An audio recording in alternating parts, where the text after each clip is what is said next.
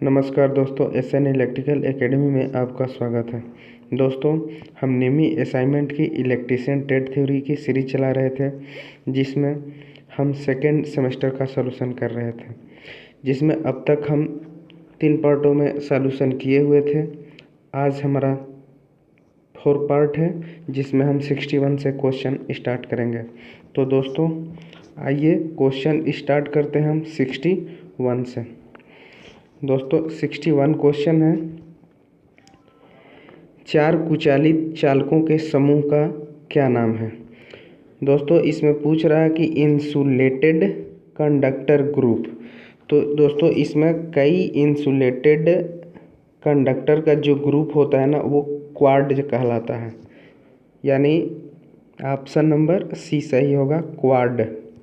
Next question 62, 4 लैंपों को नियंत्रित करने के लिए गोदाम वायरिंग सर्किट में कितने 2 तरह के स्विच प्रयोग किए जाते हैं। दोस्तों इसमें हम आपको समझा देते हैं। यदि क्वेश्चन में कहा है कि 4 लैंप हैं, तो इसको हमको कंट्रोलिंग करने के लिए, और ये वायरिंग जो है वो गोडाउन वायरिंग है। तो गोडाउन वायरिंग है तो जितने लैंप होते हैं उतने 2 वे स्विच और एक और सिंगल वे स्विच भी होता है। जिसे मान लीजिए कि ये 4 लैंप हुए, तो इसमें इसके लिए 2 वे स्विच हो गया, फिर इसके लिए 2 वे स्विच हो गया, फिर इसके लिए 2 वे स्विच हो गया, और इसमें एक सिंगल वे स्विच आ जाता है। ठीक है, तो इसमें 4 जगह से कहा है, तो 4 जगह से कंट्रोल करने के लिए इसमें हमको एक सिंगल वे स्विच डालना पड़ेगा। तो 2 वे स्विच कितने होंगे, तो 3 होंगे, यानी ऑप्शन नंबर सी सही होगा, 3। सॉरी दोस्तों, ऑप्शन नंबर बी सही होगा, 3। नेक्स्ट क्वेश्चन 63, बहुमंजिली इमारतों के लिए तारों की ट्री प्रणाली सबसे उपयुक्त क्यों होती है। दोस्तों बहुमंजिली इमारतों में हम जो वायरिंग की व्यवस्था करते हैं वो टी प्रणाली होती है। ये क्वेश्चन पूछा गया है, और इसमें पूछ रहा है कि क्यों की जाती है। तो इसलिए की जाती है कि इसमें फ्यूज के साथ साथ ढूंढने में सरलता होती है। यानी ऑप्शन देख लेते हैं। ऑप्शन ए है असमान भार संतुलन, गलत है। नियत वोल्टेज वितरण, नहीं होगा। न्यूनतम वोल्टेज पात, यानी वोल्टेज का ड्रॉप न्यून होगा, नहीं होगा। कई फ्यूज के साथ दोष ढूंढने में सरलता होगी, यानी ऑप्शन नंबर डी सही होगा। नेक्स्ट क्वेश्चन 34, सीलिंग में स्क्रू का छेद भरने हेतु भराव पदार्थों के रूप में किसका उपयोग किया जाता है। सीलिंग में भराव के लिए किसका प्रयोग किया जाता है। पेपर का, नहीं होगा। यहाँ सीमेंट नहीं होगा। पीवीसी, पॉलीविनाइल क्लोराइड, ये तो केबल का इंसुलेशन हो गया, यानी नाइलॉन का प्रयोग करेंगे, यानी ऑप्शन नंबर बी सही होगा। नेक्स्ट क्वेश्चन 65, यह चित्र में दिखाया गया ये प्रतीक किसको प्रदर्शित कर रहा है।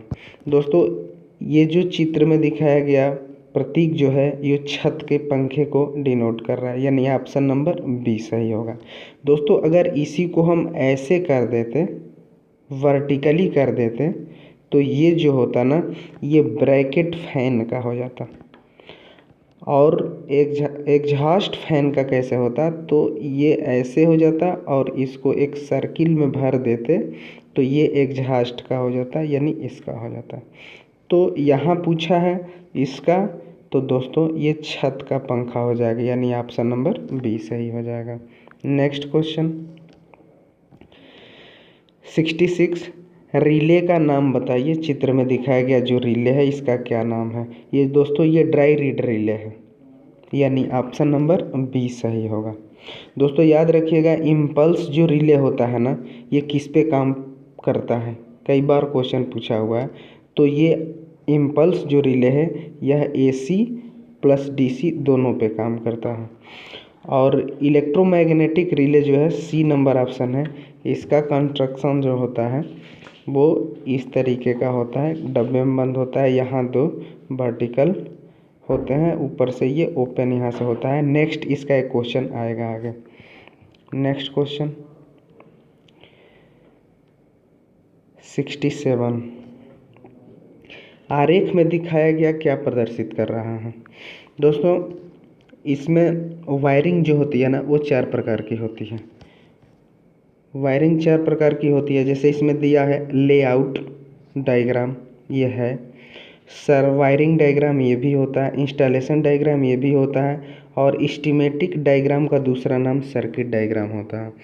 तो यहाँ हम देख रहे हैं कि यहाँ पे संपूर्ण वायरिंग हो गई है, उस वायरिंग को दिखाया गया है। तो जब संपूर्ण वायरिंग हो जाने के बाद जो हमको दिखाई देता है वो इंस्टॉलेशन डायग्राम होता है, यानी ऑप्शन नंबर यहाँ सी होगा, installation diagram. Next question ICDP switch का उपयोग कहाँ किया जाता है। दोस्तों ICDP ये एक होता है स्विच और एक होता है ICTP स्विच। फुल फॉर्म इसका देख लेते हैं। ICDP का iron clad double pole switch होता है और इसका होता है iron clad triple pole switch. तो यहाँ डबल का पूछा है तो डबल का प्रयोग हम करते हैं घरेलू में, ठीक है, और ट्रिपल का सब स्टेशन पे इंडस्ट्रियल एरिया में प्रयोग करते हैं। तो इसका पूछा है ICDP का, यानी घरेलू में करेंगे। यहाँ दिया है बड़े औद्योगिक, नहीं, यहाँ पे ICTP का करते हैं। मुख्य एवं शाखा परिपथ नियंत्रण में, यहाँ भी नहीं होगा। एकल फेज घरेलू स्थापना में, यानी ऑप्शन नंबर सी सही होगा। नेक्स्ट क्वेश्चन 69, कौन सी विद्युत सामग्री सामानों के सामान्य वर्गीकरण से संबंधित होती है। तो देख लेते हैं दोस्तों, ऑप्शन जो दिया है ए फ्यूज। फ्यूज जो होता है ना वह सेफ्टी डिवाइस में आता है, ठीक है। इंटरमीडिएट स्विच कोई भी हो, यह जो होता है कंट्रोलिंग डिवाइस AC सीरीज में आता है, कंट्रोलिंग AC सीरीज। और होल्डर जो है वो होल्डिंग AC सीरीज में आता है। और यहाँ पूछा है जनरल AC सीरीज, तो जनरल AC सीरीज में जो होगा वो सीलिंग फैन आ जाएगा, यानी सीलिंग रोज, ऑप्शन नंबर बी सही होगा। नेक्स्ट क्वेश्चन 70 नंबर, DC श्रृंखला MCB का उपयोग किया जाता है। DC श्रृंखला MCB का प्रयोग लोकोमोटिव में करते हैं, यानी ऑप्शन नंबर सी सही होगा। अगर एयर कंडीशनर का पूछा रहता तो वो G सीरीज होता है, फ्रिज का भी G सीरीज होता है, ठीक है। नेक्स्ट क्वेश्चन देखते हैं 71, दोष में सर्किट को बाधित करने के लिए फ्यूज द्वारा लिया गया समय क्या होता है। दोष में सर्किट को बाधित करने के लिए फ्यूज द्वारा लिया गया समय जो होता है वह कट ऑफ फ्यूज होता है, कट ऑफ फ्यूज, यानी ऑप्शन नंबर सी सही होगा, कट ऑफ फ्यूज। नेक्स्ट इसमें देख लेते हैं कि फ्यूजिंग फैक्टर क्या होता है। फ्यूजिंग फैक्टर इक्वल टू होता है न्यूनतम फ्यूज धारा अपन रेटेड धारा, और ये फ्यूजिंग फैक्टर का मान हमेशा 1 से अधिक होता है। इसमें डी नंबर देख लेते हैं, फ्यूजिंग धारा। फ्यूजिंग धारा वह धारा जिस पर फ्यूज पिघलकर टूट जाता है वो फ्यूजिंग धारा होती है। तो दोस्तों यहाँ जो क्वेश्चन पूछा था वह दोष में सर्किट को बाधित करने के लिए फ्यूज द्वारा लिया गया समय पूछा था, तो ये कट ऑफ फैक्टर होगा, यानी ऑप्शन नंबर सी सही होगा। नेक्स्ट क्वेश्चन 72, वायरिंग का ट्री सिस्टम किस स्थापना पर सबसे उपयुक्त होता है। अभी बताए थे पीछे क्वेश्चन में ट्री प्रणाली का हम प्रयोग कहाँ करते हैं, तो बहुमंजिली इमारतों में करते हैं।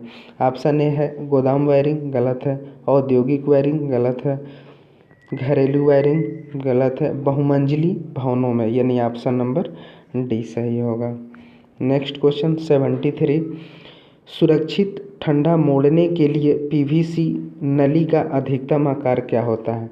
दोस्तों PVC नली का जो आकार होता है वह 12 mm होता है, 19 mm होता है और 25 mm होता है। इसमें कह रहा है कि अधिकतम नली का आकार क्या है, तो अधिकतम यहाँ हम आपको दिखा रहे हैं कि 12 mm होता है, 19 mm होता है, 25 mm होता है। अधिकतम का पूछा है तो 25 mm हो जाएगा। अगर न्यूनतम का पूछता तो 12 mm हो जाता, यानी ऑप्शन नंबर यहाँ सी सही होगा, 25 mm। Next question 74, home theatre wiring और पावर वायरिंग के लिए अलग वायरिंग की सिफारिश क्यों की जाती है? दोस्तों ये क्वेश्चन मोस्ट है, यूपीपीसीएल में ये क्वेश्चन पूछा हुआ है। अभी जो एग्ज़ाम हुआ था 608 की वैकेंसी जो हुई है उसमें ये क्वेश्चन आया हुआ है। तो दोस्तों यहाँ फिर से क्वेश्चन हम पढ़ लेते हैं इसको।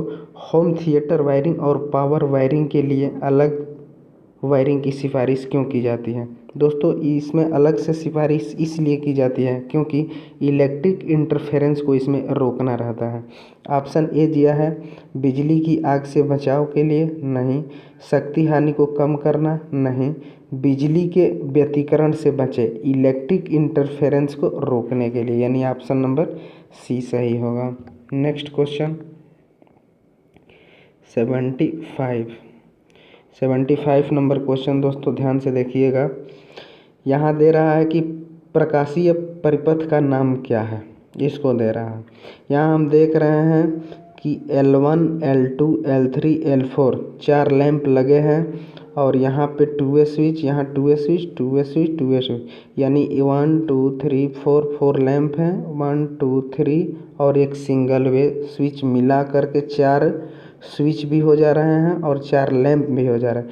तो ये जो होगा ये गोडाउन वायरिंग होगा, यानी ऑप्शन नंबर यहाँ पे सी सही होगा, गोडाउन वायरिंग। इसमें एक्सप्लेन और कर देते हैं हम टनल वायरिंग। टनल वायरिंग की ये विशेषता होती है कि जितने लैंप रहेंगे उतने ही 2 वे स्विच होंगे। यदि यहाँ 4 लैंप है, अगर यह टनल वायरिंग रहती तो 4 2 वे स्विच ही रहते। टनल वायरिंग में जितने लैंप उतने ही केवल 2 वे स्विच ही लगते हैं, ठीक है। अगर गलियारा प्रकाश वायरिंग, कॉरिडोर वायरिंग रहता तो इसमें क्या कहानी होती है कि इसमें जितने लैंप रहते हैं उतने 2 वे स्विच रहेंगे। लेकिन इसमें कॉरिडोर में ये अंतर होता है कि इसमें एक्स्ट्रा एक लैंप जितने रहेंगे उतने 2 वे स्विच तो होंगे, लेकिन इसमें एक सिंगल वे स्विच अलग से एक्स्ट्रा होता है। तो ये कॉरिडोर वायरिंग में होता है। दोस्तों फिलहाल यहाँ क्वेश्चन में जो पूछा है कि चित्र में दिखाया गया है ये कौन सी वायरिंग है, तो यहाँ हम देख रहे हैं कि 4 लैंप हैं और ये 2 वे स्विच और 1 वे स्विच मिला करके 4 हो रहे हैं। तो यहाँ पे जो वायरिंग है यह गोडाउन वायरिंग है, यानी ऑप्शन नंबर सी सही होगा। सीढ़ियों की वायरिंग देख लेते हैं। सीढ़ियों की वायरिंग जो होती है, एक लैंप को 2 स्थानों से कंट्रोल करने के लिए हम सीढ़ियों की वायरिंग का प्रयोग करते हैं। तो नेक्स्ट क्वेश्चन देख लेते हैं दोस्तों 76, कंड्यूट को मोड़ने के लिए किस उपकरण का उपयोग किया जाता है? कंड्यूट पाइप को मोड़ने के लिए, तो कंड्यूट को मोड़ने के लिए हम हिक्की का प्रयोग करते हैं, यानी ऑप्शन नंबर ए सही होगा। कपलर का प्रयोग हम 2 पार्ट को आपस में जोड़ने के लिए प्रयोग करते हैं। पाइप वाइज, पाइप को पकड़ने के लिए पाइप वाइज का प्रयोग करते हैं। और बेंच वाइज, किसी भी जाप को पकड़ने के लिए बेंच वाइज का प्रयोग करते हैं। तो यहाँ ऑप्शन नंबर ए सही होगा क्योंकि कंड्यूट को पकड़ने के लिए कह रहा है। नेक्स्ट क्वेश्चन 77, एमसीबी का विस्तार क्या है? MCB miniature circuit breaker. MCB miniature circuit breaker, ये इसकी जो रेटिंग होती है वह 5 एम्पियर से 63 एम्पियर होती है 230 वोल्ट के लिए, ठीक है। इसमें अलग अलग नाव के लिए अलग अलग होती है। अलग अलग नाव जो होती है ना उसमें अलग अलग सर्किटों में एमसीबी का प्रयोग होता है। जैसे यदि हरी नाव वाली है तो ये लाइटनिंग सर्किट में होगी। अगर काले वाली की है तो डीसी सर्किट में होगी। अगर ब्लू है तो मोटर के लिए होगी। अगर लाल है तो ये आइसोलेटर के लिए होगी, ठीक है।